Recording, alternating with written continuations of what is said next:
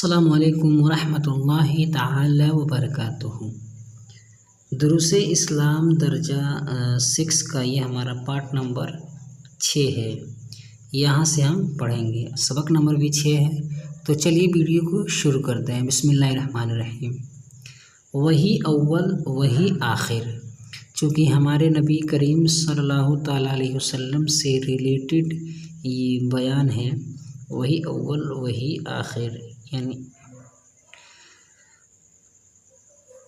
तुमने अपने कलम को संदूक में रखा, फिर तुमने उसे मेज़ पर रखा हुआ पाया। तुम्हें ये सवाल करना मुनासिब है कि किसने इस कलम को यहाँ मुंतकिल किया, क्योंकि कलम बज़ाते खुद मुंतकिल नहीं हो सकता। इसलिए कि उसमें कलम जो है इसमें जान वगैरह नहीं होती है। इसको अगर इस जगह से इस जगह कोई लाएगा तो कोई इंसान ही हो सकता है जो इधर से उधर लेकर आए, या कोई भी मतलब जी रूह जो इधर से उधर लाए। इसी तरह तुम अपने कमरे में किसी शख्स को कुर्सी पर बैठा छोड़ कर गए, फिर जब वापस आए तो उस शख्स को फर्श पर बैठा हुआ पाया। तो अब यहाँ ये सवाल करना मुनासिब न होगा कि इस आदमी को किसने फर्श पर मुंतकिल किया, क्योंकि आदमी बज़ाते खुद मुंतकिल होता है। क्योंकि आदमी अपनी जगह से एक जगह से दूसरी जगह आराम से आ जा सकता है। हर जानदार चीज़ अपने एक जगह से दूसरी जगह आ जा सकते हैं। इसी तरह तुम्हें किसी भी चीज़ के बारे में सवाल करना रवा है, इसे किसने पैदा किया, क्योंकि कोई भी चीज़ बगैर पैदा करने वाले के नहीं पाई जाती है। लेकिन ये सवाल करना बेवकूफ़ी होगी कि अल्लाह ताला को किसने पैदा किया, क्योंकि अल्लाह ही हर चीज़ का खालिक और मुबदी है। जैसे कि इब्तिदा करने वाला वही है। वो अपनी ज़ात के लिए वाजिबुल वजूद और गैर के लिए वाहिबुल वजूद है। जैसे अपने ज़ात के लिए वो खुद ब खुद वो आया है, ठीक है, उसके लिए कोई अदम नहीं है। और दूसरा जो है, ठीक है, जो मतलब उसके अलावा जो है वो दूसरों को वजूद बख्शने वाला है। यानी अल्लाह तबारक व तआला खुद दूसरों को बनाया है, बस वो अपने वजूद में किसी मूजिद का मोहताज नहीं।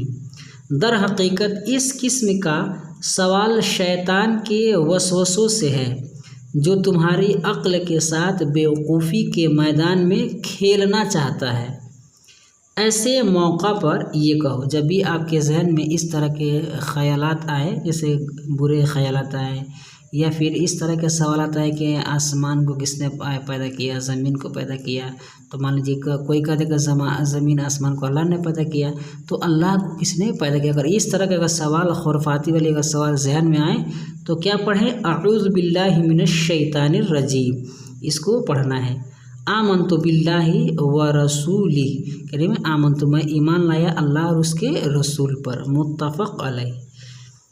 वजूबुल वजूद का माना अज़ल से लेकर अबद तक, जैसे अज़ल से लेकर अबद, अज़ल से लेकर अबद तक अदम मुहाल होना वजूबुल वजूद है। जैसे अज़ल से लेकर अबद तक, आगे इसके बारे में बता रहे हैं। बस अल्लाह ताला के लिए क़दम और बका वाजिब है। वो अज़ली है, अब अज़ल के बारे में बताइए, वो अज़ली है जिसका कोई आगाज़ नहीं, और अबदी है जिसकी कोई इंतहा नहीं। जैसा कि अल्लाह ताला ने फरमाया हुवल अव्वलु वल आखिरु, हुवल अव्वलु वल आखिर। तो और इसका हेडलाइन भी यही है कि वो अव्वल है और वही आखिर है, यानी अल्लाह ही अव्वल है और अल्लाह ही आखिर है। अलिफ लेकर लिखेगा, मानी लिखिए और अच्छी तरह से याद कर लीजिए। ये अल्फाज है, इसके मानी को लिखना है खुद से।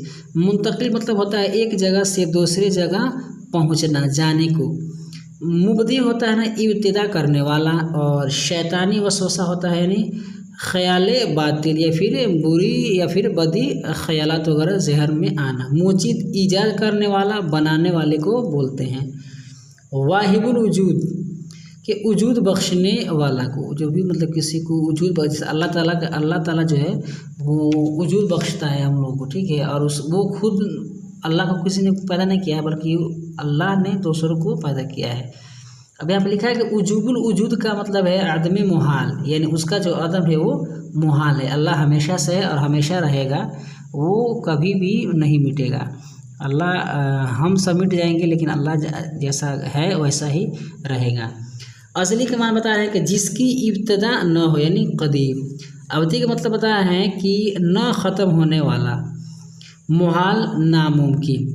अब यहाँ पर बा लेकर लिखे हैं कि सवालों के जवाब दीजिए। नंबर 1 पर लिखे हैं तुम्हें ये सवाल करना रवा है, यानी जायज़ है कि इस कलम को किसने यहाँ मुंतकिल किया।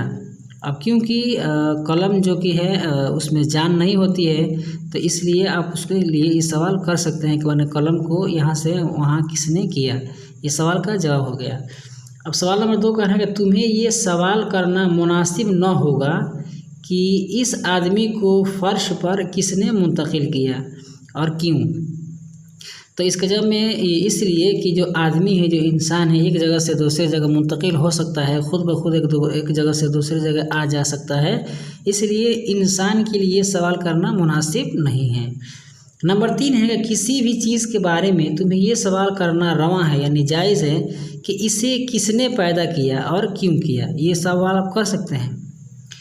नंबर 4 है कि ऐसा सवाल करना बेवकूफ़ी है कि अल्लाह को किसने पैदा किया और क्यों। जैसे कि अल्लाह ताला के बारे में ये सवाल करना बेवकूफ़ी है कि अल्लाह को किसने पैदा किया। ज़मीन को मान लीजिए अल्लाह ने पैदा किया, तो फिर अल्लाह को किसने पैदा किया। इस तरह के सवालात ये बेवकूफ़ी वाली सवाल है।